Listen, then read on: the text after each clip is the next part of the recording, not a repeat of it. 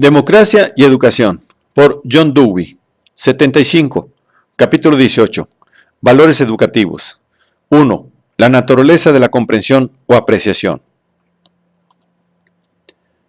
Las consideraciones incluidas en una discusión de los valores educativos se han indicado ya en la exposición de los fines e intereses. Los valores específicos discutidos ordinariamente en las teorías de la educación coinciden con los fines que se presentan usualmente. Son cosas tales como la utilidad, la cultura, la información, la preparación para la eficiencia social, la disciplina o el poder mentales, etc. El aspecto de estos fines, en virtud de los cuales son valiosos, se ha tratado ya en nuestro análisis de la naturaleza del interés y no existe diferencia entre hablar del arte como un interés o preocupación y referirse a él como un valor. Ocurre, sin embargo, que la discusión de los valores se ha centrado ordinariamente en una consideración de los diversos fines determinados por las materias concretas del programa escolar. Aquella ha formado parte de la tentativa para justificar esas materias, señalando las contribuciones significativas a la vida resultante de su estudio. Una discusión explícita de los valores educativos ofrece así una oportunidad para revisar la discusión anterior de los fines e intereses, por una parte, y del programa escolar, por otra, poniéndolos en conexión. 1. La naturaleza de la comprensión o apreciación. Gran parte de nuestra experiencia es indirecta. Depende de los signos que intervienen entre las cosas y nosotros mismos, signos que representan a aquellas.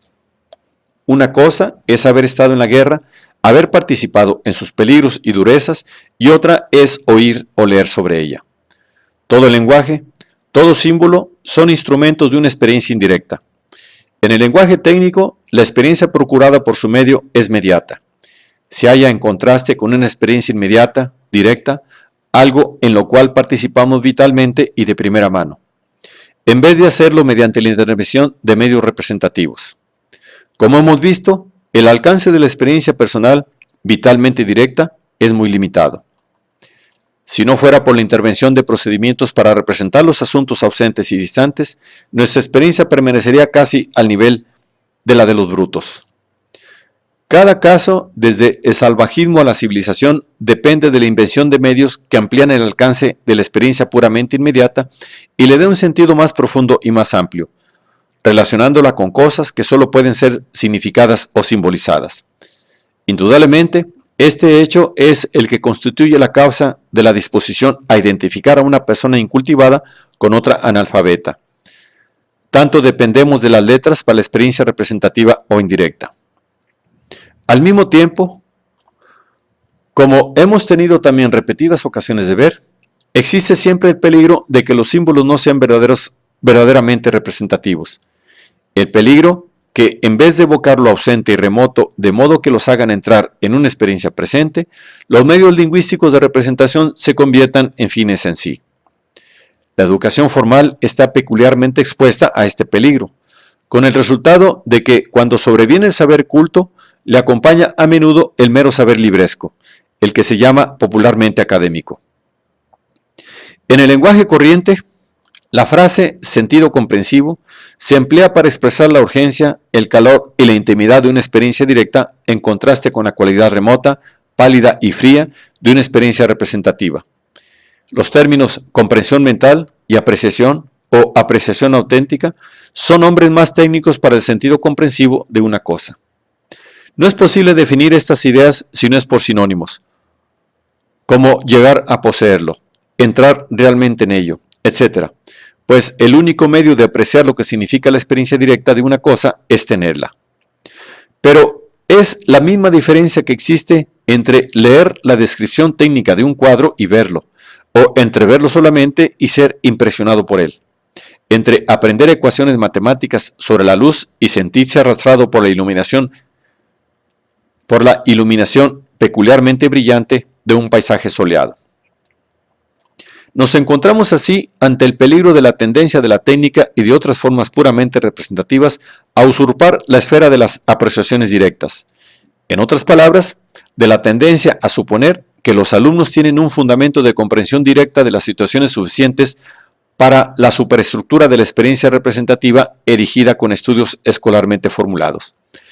Esto no es un simple asunto de cantidad o de masa. La experiencia directa suficiente es aún más que un asunto de cualidad. Tiene que ser de un género apropiado para conectarse pronto y fructíferamente con el material simbólico de la instrucción.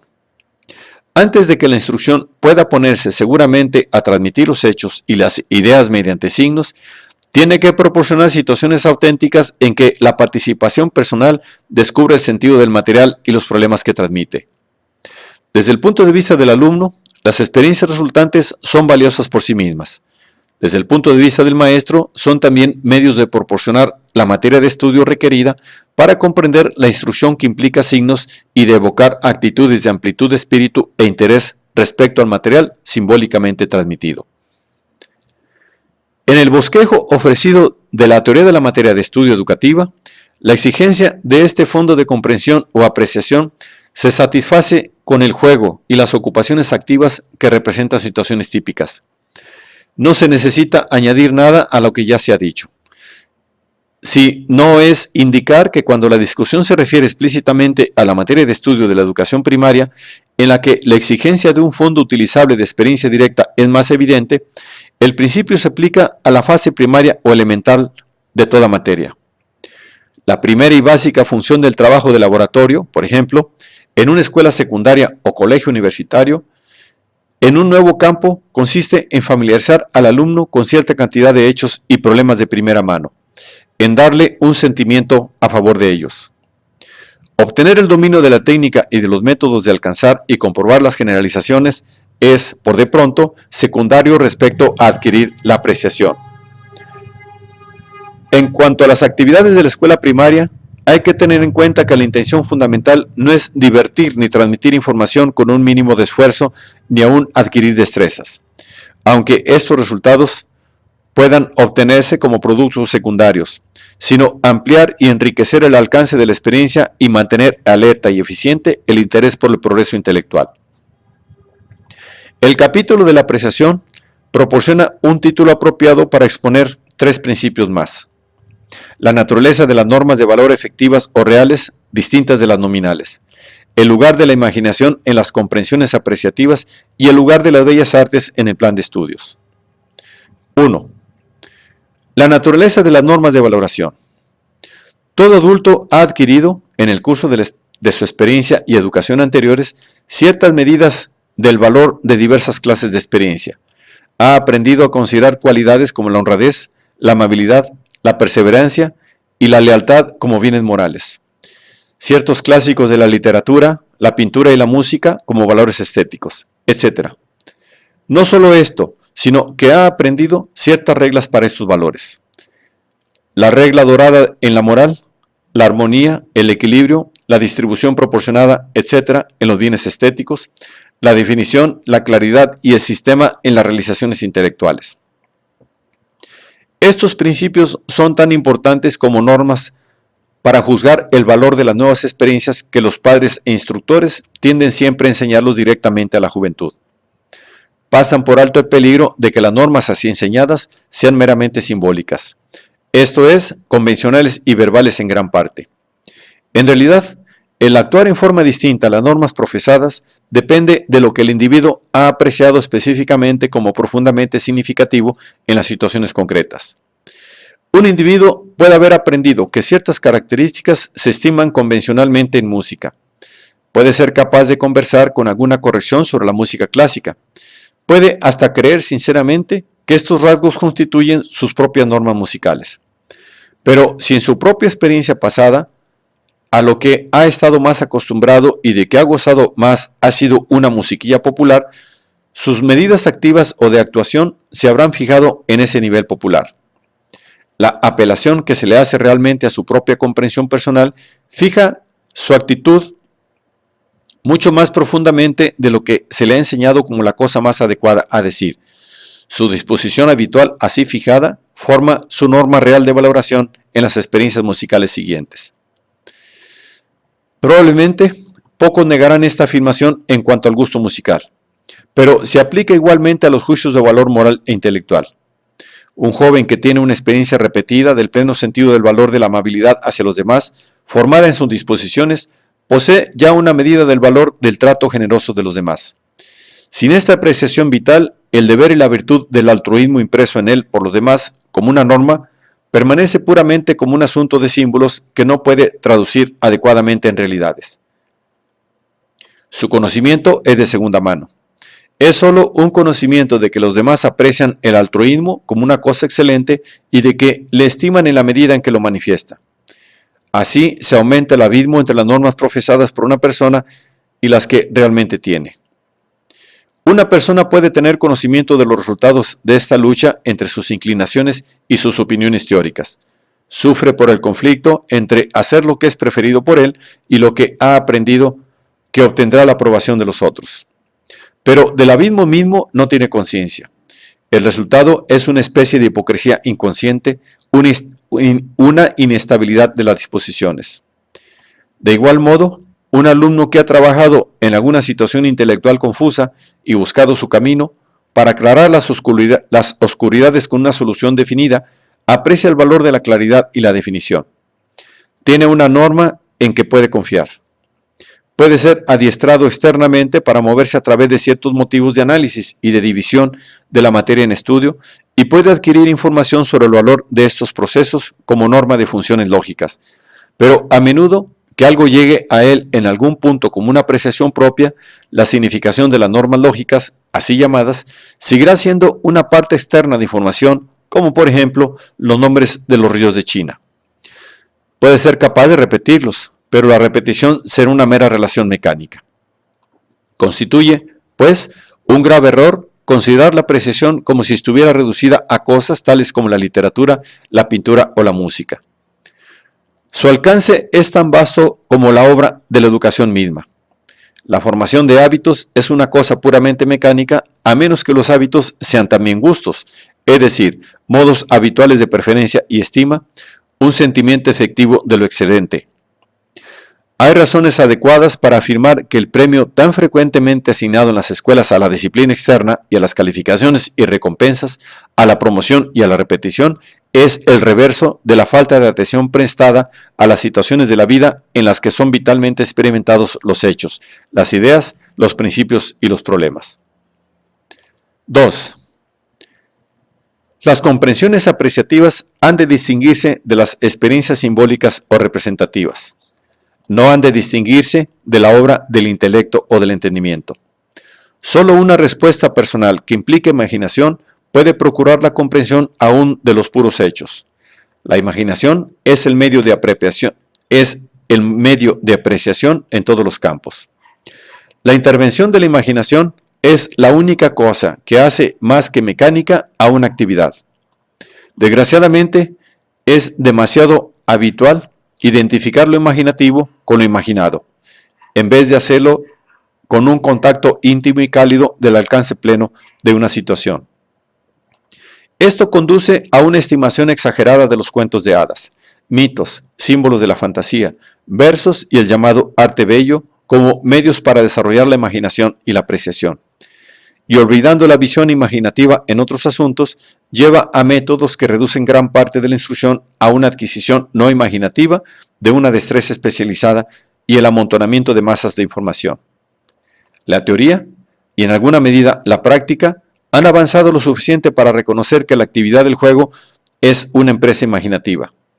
Pero es usual aún considerar esta actividad como una etapa especialmente característica del desarrollo infantil, y pasar por alto el hecho de que la diferencia entre el juego y lo que se considera como una ocupación seria no deberá ser una diferencia entre la presencia y ausencia de imaginación, sino una diferencia en los materiales de los que se ocupa la imaginación. El resultado es una perniciosa exageración de las fases fantásticas e irreal del juego infantil y una reducción fatal de la ocupación seria a una eficiencia rutinaria apreciada simplemente por sus resultados tangibles externos. Lo obtenido viene a equivaler a la clase de cosas que una máquina bien planeada puede hacer mejor que un ser humano. Y el efecto principal de la educación, la construcción de una vida plena de significación, queda al margen. Entretanto, la fantasía inestable e inconsciente no es otra cosa que la imaginación irreprimible aislada de todo interés por lo que se hace. El único modo de evitar los métodos mecánicos de la enseñanza es un adecuado reconocimiento del juego de la imaginación como el medio de comprensión de toda clase de cosas que están más allá del alcance de la respuesta física directa. La importancia asignada en esta obra, de acuerdo con varias tendencias de la educación contemporánea a la actividad, será desorientadora si no se reconoce que la imaginación constituye una parte tan normal e integral de la actividad humana como unos movimientos musculares. El valor educativo de las actividades manuales y de los ejercicios de laboratorio, tanto como el juego, depende de la medida en que ayudan a provocar un sentimiento del significado de lo que se está haciendo. En efecto, aunque no de nombre, son dramatizaciones. Su valor utilitario para formar hábitos de destreza a ser usados para resultados tangibles es importante, pero no lo es cuando se les aísla del aspecto apreciativo. Si no fuera por el valor concomitante de la imaginación, no habría un camino desde la actividad directa al conocimiento representativo, pues por la imaginación es por la que los símbolos se traducen en su significado directo y se integran con una actividad más limitada para ampliarla y enriquecerla. Cuando la imaginación creadora representativa se hace literaria y mitológica, los símbolos se convierten en meros medios de dirigir las reacciones físicas de los órganos del lenguaje. 3. En lo expuesto anteriormente, nada se ha dicho explícitamente sobre el lugar de la literatura y las bellas artes en el plan de estudios. La omisión en este punto ha sido intencional. Al principio, no existe una radical demarcación entre las artes útiles o industriales y las bellas artes. Las actividades mencionadas en el capítulo 15 contienen dentro de sí los factores después descompuestos en artes bellas e industriales. Al embargar las emociones y la imaginación, poseen la cualidad que dan su cualidad a las bellas artes. Poseen las cualidades que dan su cualidad a las bellas artes. Al exigir métodos o destreza y la adaptación de los instrumentos a los materiales con una perfección cada vez mayor, suponen el elemento de técnica indispensable para la producción artística. Desde el punto de vista del producto o la obra de arte, son naturalmente defectuosos, aunque hasta en este respecto, cuando comprenden una apreciación auténtica, tienen frecuentemente un encanto rudimentario. Como experiencia, poseen una cualidad a la vez artística y estética. Cuando surgen en actividades que se comprueban por sus productos y cuando se realiza el valor socialmente útil de estos, se convierten en artes útiles o industriales. Cuando se desarrollan en la dirección de una apreciación acrecentada de las cualidades inmediatas que apelan al gusto, se elevan a bellas artes. En uno de sus sentidos, la apreciación se opone a la depreciación. Denota una alabanza ampliada, intensificada, no meramente una estimación y mucho menos como la depreciación, una valorización degradada. Este encarecimiento de las cualidades que hacen atractiva y apropiable, capaz de plena asimilación, a toda experiencia, constituye la función primaria de la literatura, la música, el dibujo, la pintura, etc. en la educación. Estos no son los medios exclusivos de la apreciación en el sentido más general de la palabra, pero constituyen los medios principales de una apreciación intensificada, exaltada. Como tales, no solo se les puede disfrutar intrínseca y directamente, sino que sirven también a un propósito más allá de ellos mismos. Tienen la función, en grado creciente, de toda apreciación en la fijación del gusto, en la formación de normas para la valoración de experiencias posteriores. Provocan el descontento respecto a las condiciones que quedan por debajo de su medida. Crean la exigencia de un ambiente que llegue a su propio nivel. Revelan una profundidad y amplitud de sentido en experiencias que de otro modo podrían ser mediocres y triviales. Proporcionan, por decirlo así, órganos de visión. Además, representan en su plenitud la concentración y la consumación de elementos buenos que en otro caso quedarían dispersos e incompletos. Seleccionan y enfocan los elementos de valor aprovechable que hacen que se pueda disfrutar directamente toda experiencia. No son lujos de la educación, sino expresiones enfáticas de lo que hace a toda educación valiosa.